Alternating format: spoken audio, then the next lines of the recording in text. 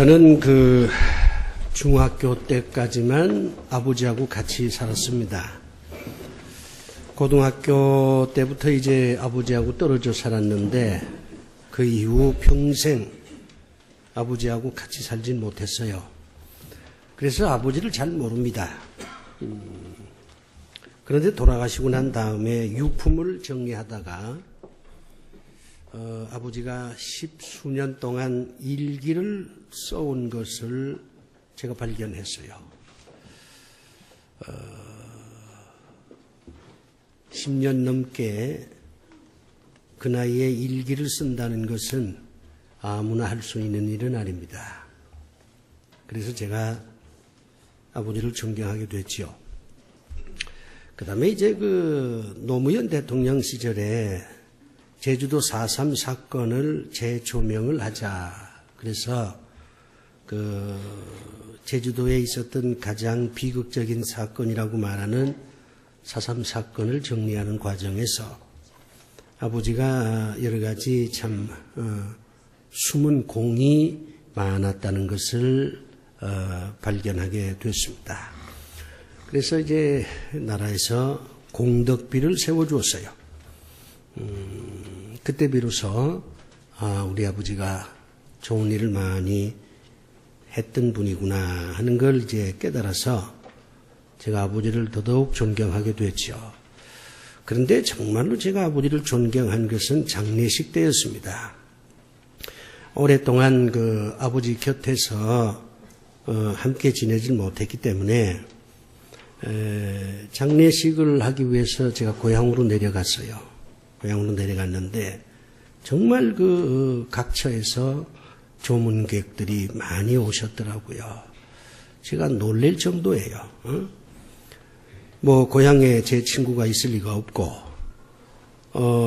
또 있어도 교류가 없으니까 저 때문에 찾아올 리도 없죠. 또 서울서 사람들이 내려가서 조문할 일도 없고, 그럼에도 불구하고 상당히 많은 분들이 오셔서 조문을 했습니다.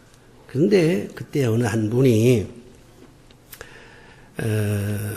사회 지도층에 계신 분이었습니다마는 그분이 저한테 이런 얘기를 해요. 참 자네 아버지는 겸손한 분이셨네. 그렇게 말씀을 해요. 그래서 내가 우리 아버지가 겸손한 분이었구나.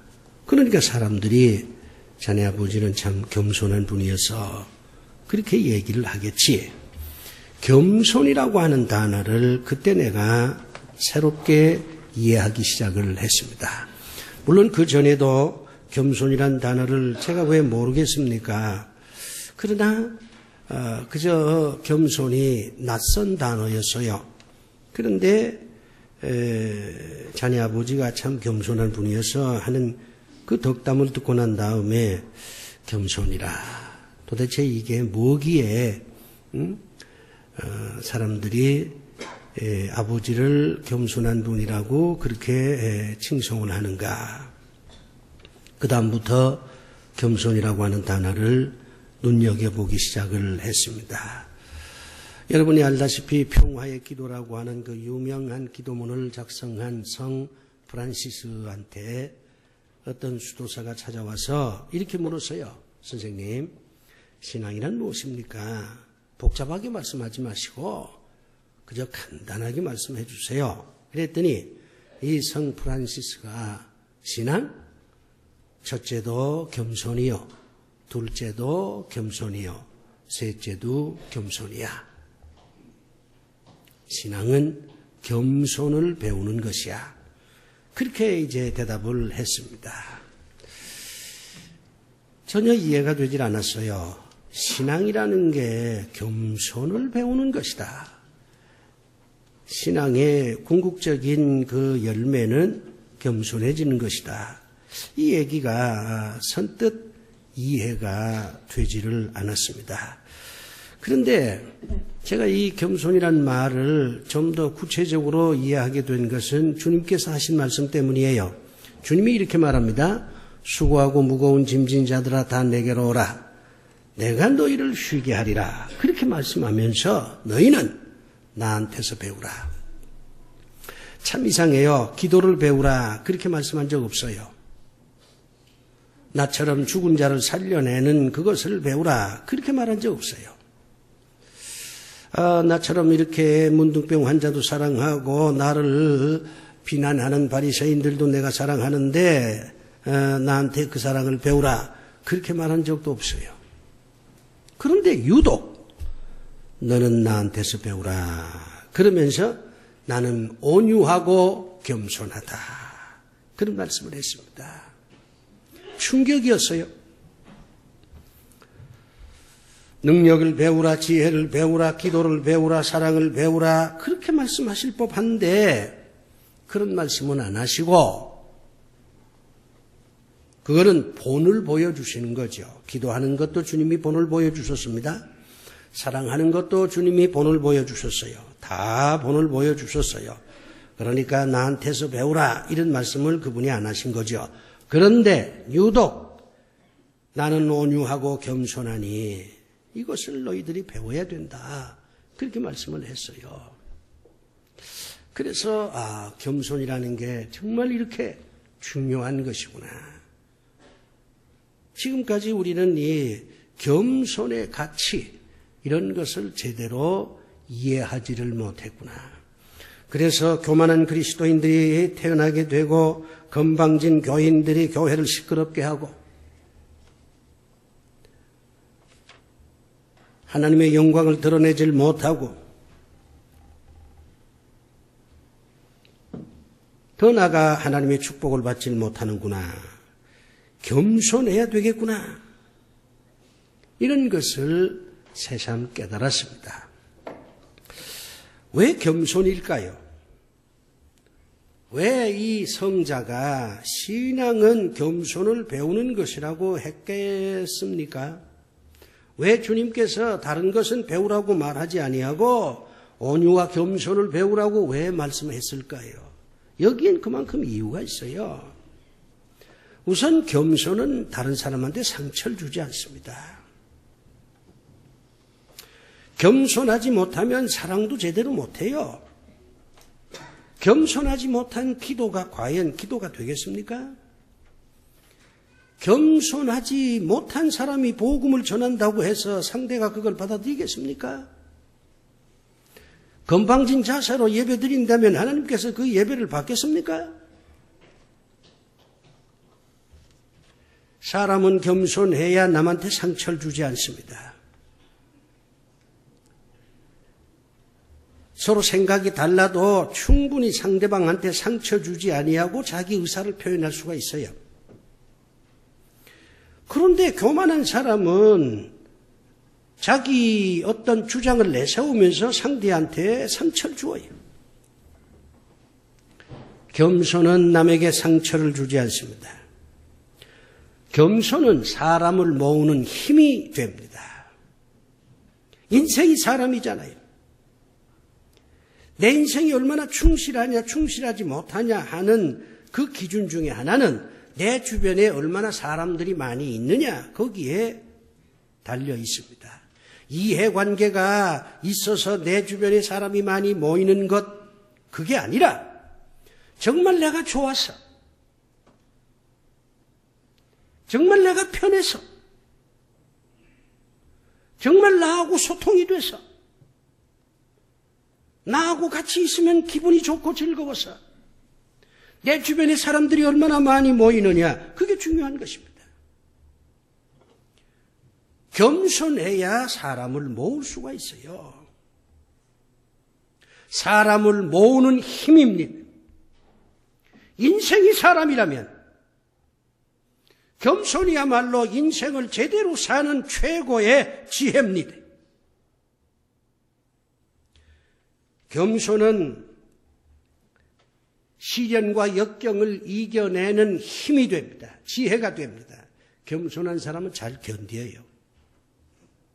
겸손한 사람은 어떤 시련이 주어지면 불평하고 남한테 책임을 돌리고 그렇게 하지 않습니다.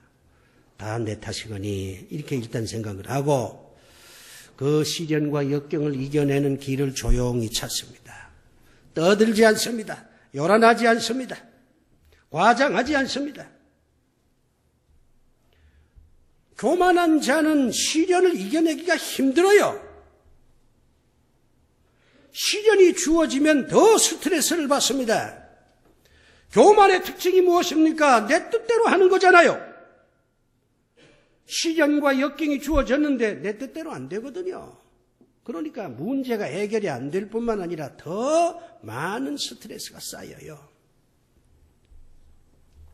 겸손한 사람은 세상은 내 뜻대로 되는 것이 아니라는 걸 잘 압니다. 내 마음대로 해서도 되는 것이 아니라고 하는 것도 압니다. 살다 보면 이런저런 어려운 시련이 주어진다는 것도 누구보다도 잘 알아요. 그렇기 때문에 겸손한 자는 담담하게 자기에게 주어진 시련을 받아들이면서 그것을 이겨내는 길을 찾아내게 됩니다.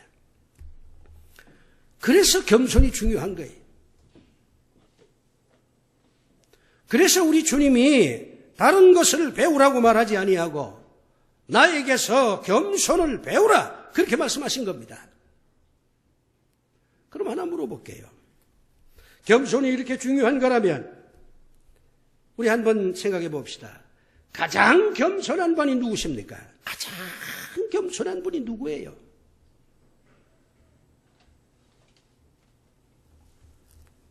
가장 겸손한 분은 하나님이십니다. 하나님처럼 겸손한 분이 없어요. 하나님이 얼마나 겸손하자 그걸 제가 여러분에게 증명을 해드리죠. 하나님은 오라고 하지 않고 오시는 분이에요.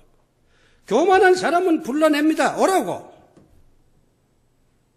내가 여기 있으니까 나오라. 이게 교만한 사람의 특징이에요. 그런데 우리 하나님께서는 우리 보고 오라고 하네요. 하나님이 직접 인간이 되어서 우리 곁에 오셨습니다. 이 얼마나 놀라운 겸손입니까? 천지 만물을 창조하신 그 하나님이 우리 보고 오라고 말하지 않습니다. 하나님이 친히 인간이 되어서 우리 곁에 오셨습니다. 이게 성탄절이잖아요. 하나님이 얼마나 겸손하시냐? 이 땅에 오셔서 우리 곁에 오셔서 이런저런 잔소리 하지 아니하고 우리의 무거운 짐을 대신 짊어지셨습니다. 우리가 짊어질 죄의 짐을 그분이 대신 짊어지셨어요. 교만한 자는 자기 짐을 남에게 맡깁니다. 내 어깨가 힘들다. 네가 대신 짊어지고 가라. 그러잖아요. 하인의 짐을 주인이 짊어집니까? 아니잖아요. 주인의 짐을 하인이 짊어지는 거예요. 하인은 그런 일을 하는 자니까요. 우리의 인생의 무거운 짐을 우리 하나님께서 그 짐 이리 내놓으라고. 너는 그 죄의 짐을 짊어지고 가기가 힘이 들어.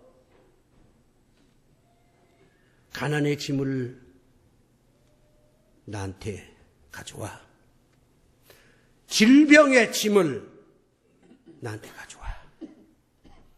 주님이 우리가 짊어질 모든 짐을 대신 지셨습니다. 주님이 누굽니까? 하나님이시잖아요. 하나님이 이 땅에 오셨습니다. 잔소리하기 위해서 이 땅에 오신 게 아니에요. 우리에게 이런저런 명령을 하기 위해서 오신 것이 아닙니다. 여러분 성경을 보세요. 우리 주님께서 명령한 게 얼마나 있는지. 주님은 명령보다 설명을 하고 본을 보이고 해설을 해주신 것이 훨씬 많습니다. 애통하는 자는 복이 있나니 그렇게 말씀했지. 너희들 애통해야 된다. 그렇게 말씀하지 않았어요. 의를 위하여 핍박을 받는 자는 복이 있나니 그렇게 말씀했을 뿐이지 너희는 의롭게 살아야 된다. 의롭게 살지 않으면 지옥 간다. 그렇게 말씀하지 않았습니다. 하나님은 우리 곁에 오셔서 우리한테 잔소리한 적이 없어요. 우리를 도와주시고 우리를 불쌍히 여겨주시고 우리가 짊어질 짐을 대신 져 주셨습니다. 왜? 겸손하신 하나님이시니까. 남이 일하는 걸 보고 겸손한 자는 못 견딥니다. 저 사람이 저렇게 힘들게 일하는데 내가 가서 좀 도와줘야지. 이게 겸손한 자의 생각이에요. 근데 교만한 자는요, 네가 할 일이니까 그건 네가 해야지. 그건 내 일이 아니야. 이렇게 생각을 해요. 그래서 교만한 자는 남의 짐을 짊어지려고 하지 않습니다. 남한테 간섭은 할 망정 남의 짐을 대신 짊어지려고 하지 않아요. 안 그렇습니까? 그런데 우리 하나님은 인간 예수가 되어서 우리 곁에 오셔서 우리에게 명령하고 잔소리하고 비판하고 정죄하고 그게 아니라 우리의 무거운 짐을 대신 짊어져 주셨습니다.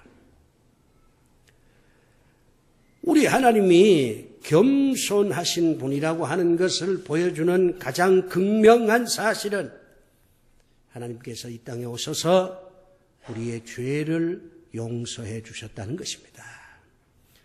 교만한 자는 절대로 용서 못합니다. 여러분이 누구의 죄를 아직도 용서하지 못한다고 하는 것은 그 사람이 악질이라서가 아니라 여러분이 교만해서 그래요. 여러분은 남의 죄를 용서하지 못합니다. 왜 용서를 못하냐? 그 사람이 너무 악질이다 이거지요. 너무 죄가 크다는 겁니다. 작은 죄라면 내가 얼마든지 용서할 수 있지만은 나에게 지은 죄가 너무나도 크다는 거지요. 그렇기 때문에 내가 용서를 못한다는 겁니다. 근데 사실은 그렇지가 않아요. 교만하니까 용서를 못하는 거예요. 겸손하면 얼마든지 용서할 수 있습니다. 하나님께서 이 땅에 오셔서 우리의 죄를 용서하셨습니다. 겸손하니까. 이 정도면 최고로 겸손하신 분이 누구냐? 하나님이시다. 이 말에 대해서 여러분이 다 수긍할 거예요. 우리는 하나님을 믿는다고 합니다. 왜 믿느냐? 물으면 능력이 많으신 분이라 믿는다. 이건 너무 계산적이잖아요. 하나님이 능력이 많은 거 틀림없어요. 그러니까 우리가 하나님 믿는 것도 틀림없습니다. 하나님이 능력이 없으면 우리가 하나님 믿을 리가 없죠. 그런데 하나님을 믿는 이유가 그저 하나님은 능력이 많으니까 우리가 하나님을 믿는다. 이거 너무 계산적이지 않냐 이 말이에요.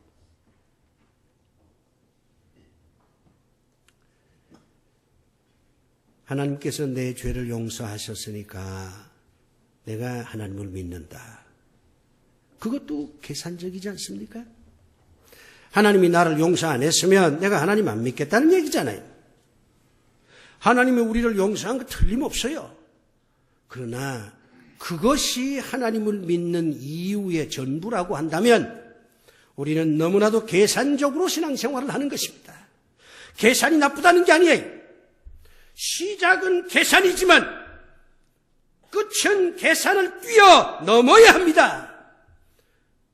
오늘날 이 땅에 많은 그리스도인들이 하나님을 계산적으로만 믿으니까 끝까지 하나님을 믿질 못하는 것이고 계산이 틀리면 혼란스럽고 갈등을 겪는 것입니다.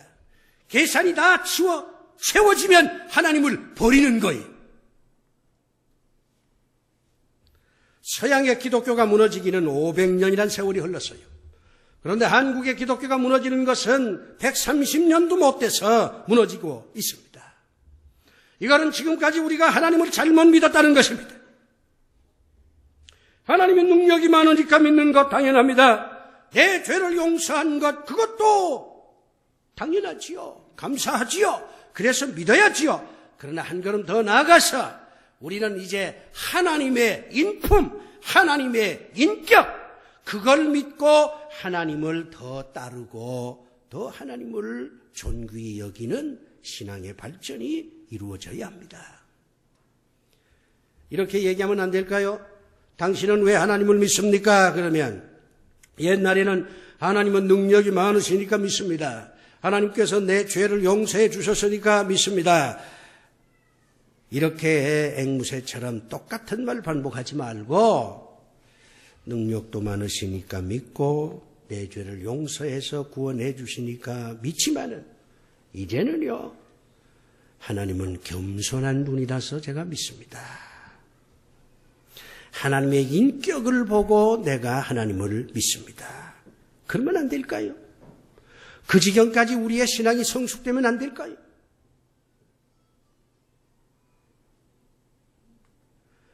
성탄절이 명절이 되는 이유는 겸손하신 하나님이 우리 곁에 오신 겁니다. 우리 곁에 정말 그분이 오셨다는 것은 놀라운 사건이에요. 우리가 무슨 그분을 영접할 무슨 자격이 있습니까? 전혀 자격이 없어요. 그럼에도 불구하고 우리 하나님은 인간이 되어서 우리 곁에 오셨습니다. 하나님이 인간이 된다. 이걸 변화라 그러죠. 이게 쉬웠을까요? 상상을 해봅시다. 하나님은 전지전능하신 분이니까 뭐 하나님이 인간이 돼서 이 땅에 오는 것 쉬운 일이라고 생각을 하겠죠. 그런데 쉬운 일은 아니었을 거라고 난 생각을 해요. 하나님께서 엄청 고민하고 엄청 갈등을 겪고 내가 정말 인간이 되어서 저 세상으로 가야 되는가? 이 길밖에 없는가? 만민을 구원하는 방법이 내가 직접 가는 방법이 없을 그거 외에는 없는 걸까? 이렇게 숱하게 고민을 겪으면서 결국 마지막에 결단을 내리고 그래 내가 가야지. 내가 가야만 인간을 구원할 수 있다. 이렇게 생각해서 인간이 되어 이 땅에 오신 건 아닐까요?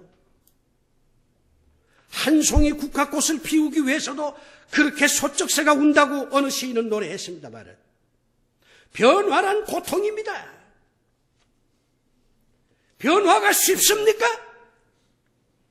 하나님이 신이 말이요 인간이 되는 이 변화 이게 쉬운 게 아니에요. 오늘 우리 사회가 변화되기 위해서 얼마나 많은 진통을 겪습니까?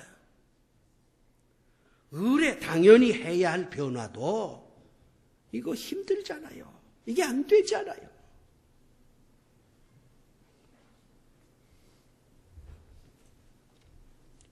소통하는 게 뭐 그리 어려워서. 근데 그것도 잘 안 되잖아요.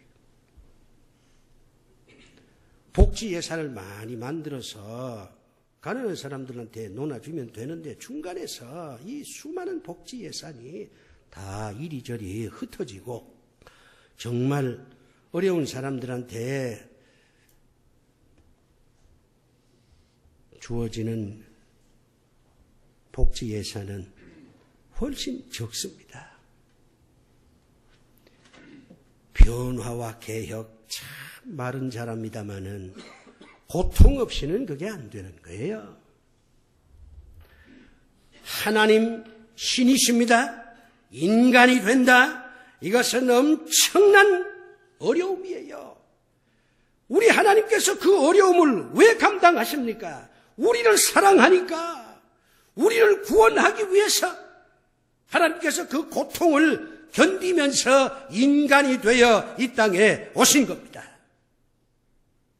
크리스마스는 단순히 하나님이 인간이 되어서 이 땅에 오셨다는 것을 기억하는 것이 아닙니다. 하나님께서 인간이 되기 위해서 얼마나 숱한 고통을 겪었는지 그 하나님의 고통에 대해서 우리 인간들이 예의를 갖추는 것이 성탄절이에요. 하나님께서 이 땅에 오심으로 인해서 변화가 필요하다는 것을 우리는 배워야 되고 하나님께서 이 땅에 오심으로 인해서 겸손이 얼마나 중요한 인격적 가치요. 인생의 중요한 목표라고 하는 것을 우리가 배워야 합니다.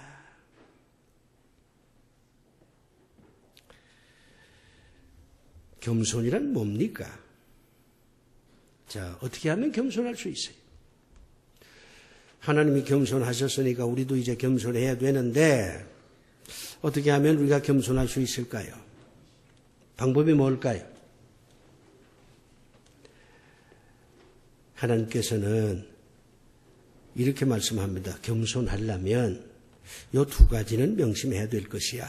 그렇게 말씀을 해요. 첫째는 뭐냐면 계획을 세우되 억지로 무리하게 그 일을 고집스럽게 하지는 말라.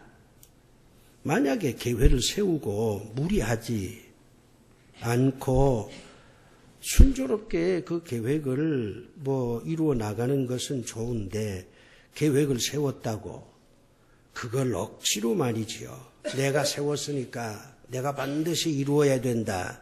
이런 고집을 가지고 그 일을 추진하다 보면 그 사람은 자기도 모르게 교만한 사람이 된다. 우리가 계획을 세워야 됩니다. 인생의 목표가 있어야지요. 그러나 그 계획을 실천하는 과정에서 억지로 무리하게 그렇게 추진하면 안 돼요. 그게 교만한 자의 특징입니다. 내가 세웠으니 내 뜻대로 돼야 된다. 이게 교만이잖아요. 계획을 세우되 대세의 흐름과 반하는 일을 해서는 안 돼요. 예를 하나 들어볼까요? 이 소하고 말이요, 물속에 던지면 이게 본능적으로 살아남으려고 헤엄을 칩니다. 말이 소보다 훨씬 헤엄을 잘 쳐요. 그래서 소는 까딱 잘못하면 죽고 말은 살아납니다. 그런데 홍수가 났을 때는 달라요. 홍수가 났을 때는 저 위에서 물이 엄청나게 이렇게 하류로 밀려오지 않습니까? 그때 소하고 말을 던져 놓으면 말은요, 살아남기 위해서 물살을 거슬려서 올라가요. 거슬려서. 그러면 조금 가다가 내려옵니다. 그 물살이 워낙 세니까 또 말이 죽을 힘을 당해서 또 올라가요. 조금 올라가. 그러다가 또 내려와요. 올라갔다 내려갔다. 그러다가 말은 죽습니다. 근데 소는 절대로 위로 올라가지 않습니다. 소가 얼마나 똑똑한지 이 소는요, 그 홍수물에 같이 둥둥둥 떠내려갑니다. 밑으로 내려가요. 그러면 밑으로 내려가면 물이 점점 얕아지잖아요. 그래서 살아요. 이게 무슨 뜻이에요? 순리에 거스리면 죽는다는 거예요. 물이라고 하는 것은 위에서 밑으로 내려가는 거잖아요. 그런데 말은 그걸 거슬려서 위로 올라가려고 하다가 죽는 거예요. 근데 소는 대세에 거스리질 않습니다. 그 대세에 따라서 밑으로 내려와요. 그리고 살아요. 이게 한자 말에 우생마사라는 단어의 유래입니다. 우생, 소는 살고 마사, 말은 죽는다는 겁니다. 겸손한 자는 거스리질 않습니다. 하나님의 말씀에 거스리질 않아요. 부모의 말씀에 거스리질 않습니다. 스승의 말에 거스리지 않습니다. 의사의 말에 거스리지 않아요. 전문가의 말에 거스리지 않습니다. 그게 겸손이에요.